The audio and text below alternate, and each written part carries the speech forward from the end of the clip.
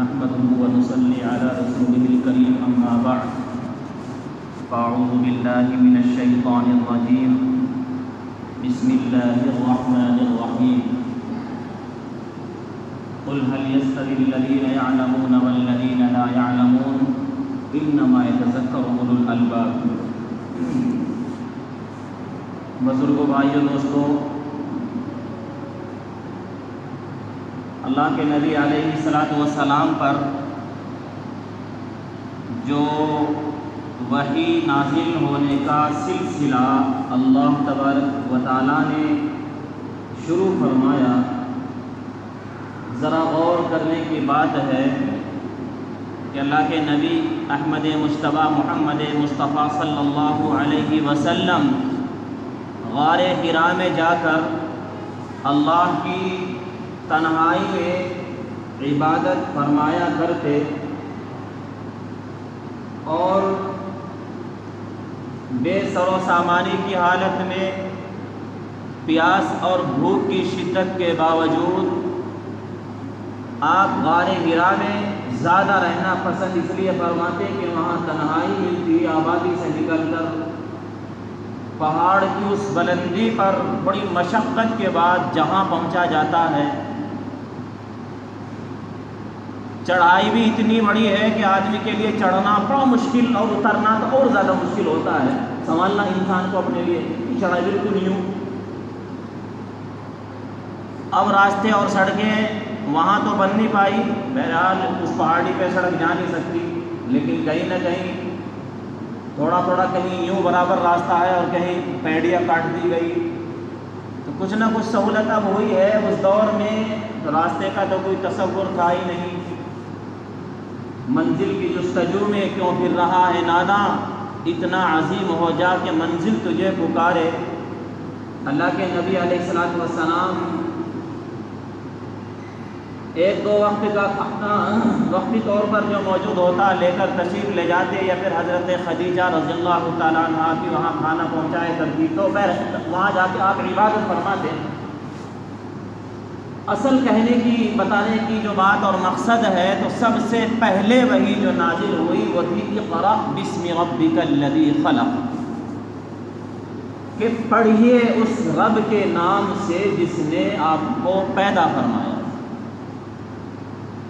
تو ذرا غور کریں تعلیم کی کتنی بڑی اہمیت ہے، تعلیم کتنی ضروری ہے، پڑھنا کتنا ضروری اور لازم ہے کہ سب سے پہلے جو وحی نازل کی جا رہی ہے وہ ہے اقرا، یعنی پڑھیے۔ ہم مسلمان جن کی شریعت اول وقت سے ہمیں حکم ہے کہ پڑھیے، ہم تعلیم کے معاملے میں کتنے پیچھے نکل گئے، پیچھے رہ گئے۔ ہم اتنے پیچھے رہ گئے کہ ہم دوڑ میں ہی نہیں ہیں۔ آپ اگر اپنے محلے کا، اپنے گاؤں کا تناسب دیکھیں گے کہ یہاں کی آبادی کتنی بڑی ہے، اتنی بڑی آبادی میں پڑھے لکھے کتنے فیصد لوگ ہوں گے، آپ ذرا سوچیں۔ یہ ہزاروں کی آبادی اور پڑھے لکھے لوگ کتنے کم ہیں اپنے محلے میں، آپ دیکھ لیں، محلے سے نکل کر دوسرے محلوں میں اور گاؤں میں آپ دیکھ لیں۔ ہمارا تو وہ حال ہے کولو کے بیل کی طرح کہ چلا صبح سے شام تک اور پہنچا کہیں نہیں۔ جب ہرٹ میں کولو کو، بیل کو جوڑ دیا گیا، اس کے آنکھوں پر پٹی باندھی، پٹی اسی لیے باندھی کہ گول گھومتا رہے گا کہ چکر کھا کے نہ گر جائے۔ اب بیل کے چونکہ آنکھوں پر پٹی بندھی ہوئی ہے اور وہ چرخی میں چل رہا ہے، اب بہرحال جانور ہے، چلتے چلتے جب بہت شام ہو گئی، دوپہر ہو گئی، تو بیل اپنے دل میں سوچ رہا ہوگا کہ میں تو بہت دور نکل آیا، اتنے لمبے ٹائم سے میں چل ہی رہا ہوں، اور مجھے پھر واپس جانے میں کتنا وقت لگے گا۔ جب اس کی آنکھوں سے پٹی کھولی تو وہیں کھڑا ہے۔ آپ ذرا اس بات پر غور کریں مسلمانوں، اگر ہم تعلیمی میدان میں ہر اعتبار سے آگے نہیں آئے تو جو حالت ہماری اب ہے اس سے بدتر ہونے کے حالات۔ آپ غیروں کو دیکھیں کہ وہ تعلیم پر ایک وقت دو وقت بھوکا رہتے ہیں، موٹا جوٹا کھا لیتے ہیں، مکانوں پر پیسہ نہیں لگاتے، زمینیں بیچ کر اپنے بچوں کو پڑھاتے ہیں، اور جب بچہ کامیاب ہو جاتا ہے تو زمینیں بھی خریدنا آسان ہوتا ہے اور مکان کاروبار بھی آسان ہوتا ہے۔ ہمارے یہاں تو اس کا الٹا ہے۔ ہمارے یہاں اگر کوئی آگے پڑھنا چاہتا ہے پڑھنے نہیں دیں گے، بڑھنا چاہتا ہے کوشش کریں گے پیچھے رہ جائے، کاروبار کرنا چاہتا ہے کوشش کریں گے کہ لٹیا میں ہی رہے۔ افسوس کی بات ہے، یاد رکھیں اس دور میں اگر مسلمان پڑھائی کے اعتبار سے اور اقتصادی اعتبار سے یعنی مال کے اعتبار سے اگر مضبوط نہیں ہوں گے تو ہماری جان کو بھی خطرہ ہے، ہمارے ایمان کو بھی خطرہ ہے۔ اور ہم جب آگے بڑھیں گے، قرآن کہتا ہے وَتَعَاوَنُوا عَلَى الْبِرِّ وَالتَّقْوَىٰ کہ خیر کے کاموں میں ایک دوسرے کی مسلمانوں مدد کرو، وَلَا تَعَاوَنُوا عَلَى الْإِثْمِ وَالْعُدْوَانِ گناہ کے اور برے کاموں میں ایک دوسرے کی مدد ہرگز نہ کرو، وَاتَّقُوا اللَّهَ اللہ سے کرو۔ ہمارے یہاں سے الٹا ہو گیا، خیر کے کاموں میں مدد ہے ہی نہیں بلکہ رسہ کشی ہے، اور برائی کے کاموں میں ایک دوسرے کو دعوت دی جاتی ہے۔ ایک نشے والے سے پوچھو تجھے نشے کی لت کیسے لگی ہے، وہ بتاتا ہے اجی وہ میرا ایک دوست تھا، اس نے مجھے یوں کہا، کہنے لگے تو یا میں ٹینشن میں تھا، اس نے کہا تو ذرا ایک شوٹ مار کے تو دے سگریٹ کا۔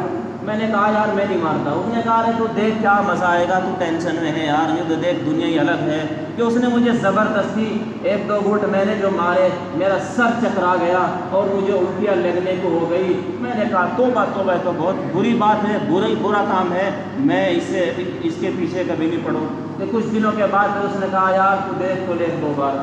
تو یعنی ایسا جیسے کوئی یہ ایسا اچھا کام ہو جس سے اللہ اس کے رسول راضی ہوتے ہوں، وہ دعوت نہیں بلکہ اس کو اس مشن پہ لانے کے لیے پورا مستعد ہے، تیار ہے، اور پھر اپنی تیاری کے ساتھ جب وہ کسی کام کو لگا ہوا ہے تو وہ گندا پانی، وہ ناپاک شراب نعوذ باللہ جسے پینے کے بعد آدمی کے منہ کے اندر سے بدبو آتی ہے، اس کی عقل خراب ہو جاتی ہے۔ قرآن کہتا ہے یا ایھا الذین آمنوا انما الخمر والمیسر والانصاب والازلام رجس من عمل الشیطان، کہ یہ تو شیطان کے کام ہیں اور یہ تو ناپاک ہے۔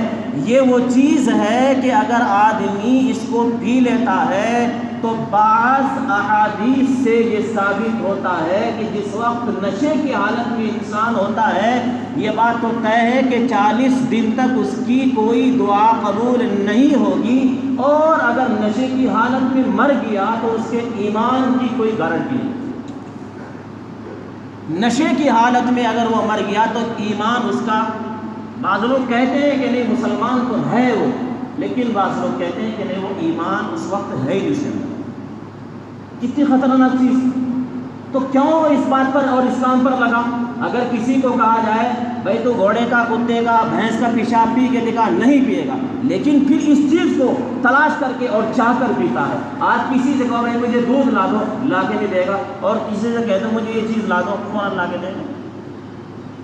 یعنی ایک دوسرے کی اتنی مدد۔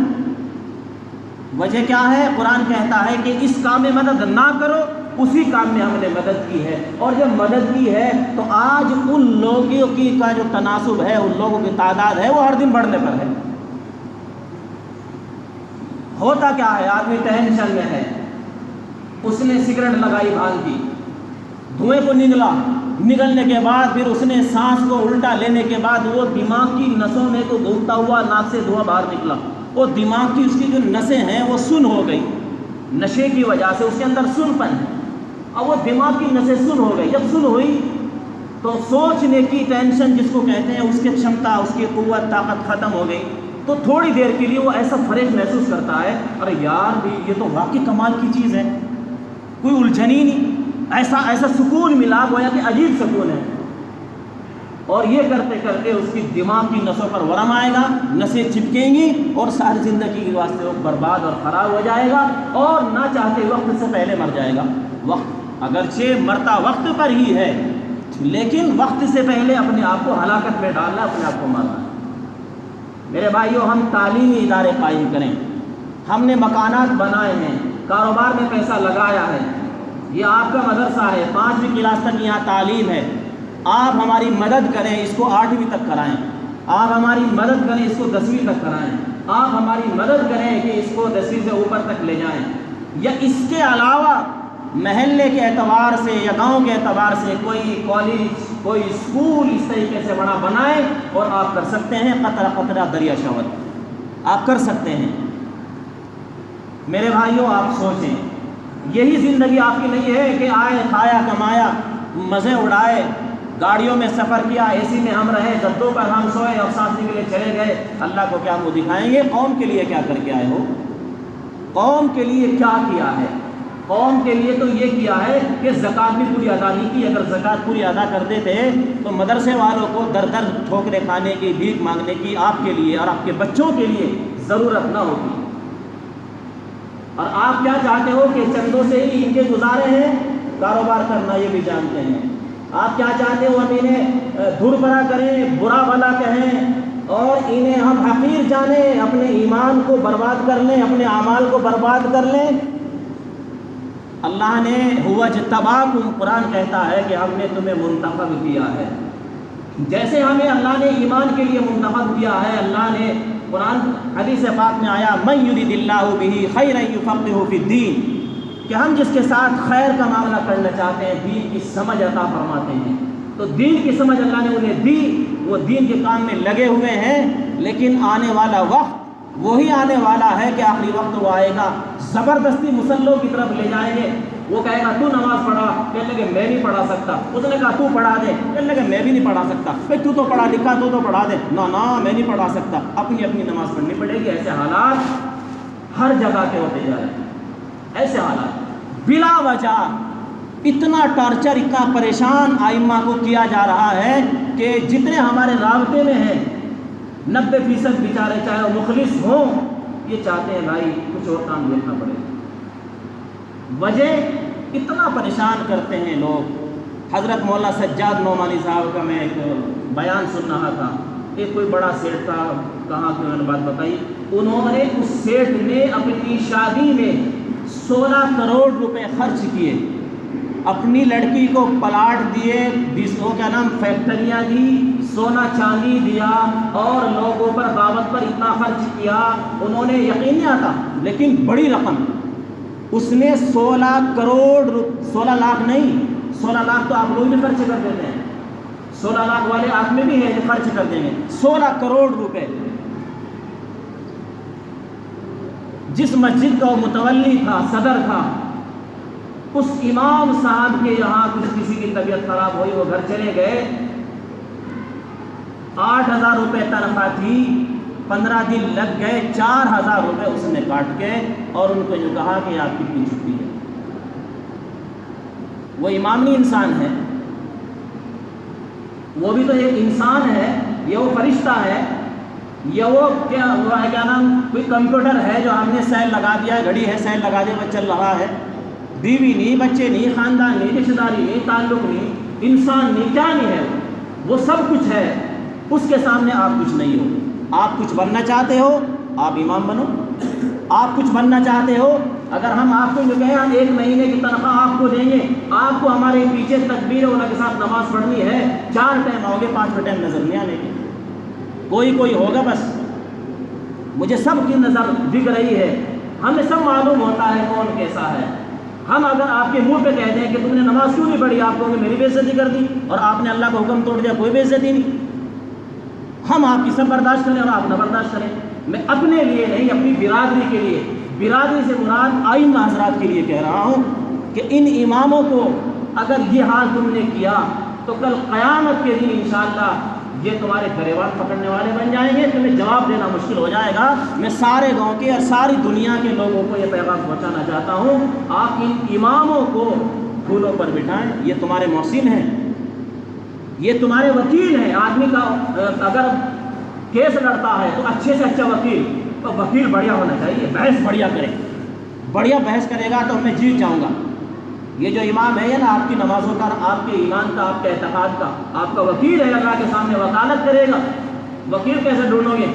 کپڑے سڑے ہوئے ہوں، پیدل سفر کرتا ہوں، موٹر سائیکل لے لیا تو بھائی آج کل مال آ رہا کہیں سے، پی لیا کہیں سے مال۔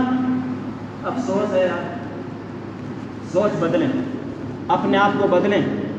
بچے کو انگلش اتنی پڑھا دی کہ وہ انگریز کو فیل کر دے، دین اتنا نہیں سکھایا کہ تمہارا نماز جنازہ پڑھا دے۔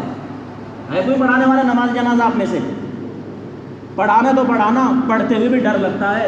اگر دعائیں سنی جائیں آپ سے تو یوں نہیں بتانے کہ لڑکی کی کون سی، لڑکی کون سی اور دونوں کی کون سی، بھول جاؤ گے۔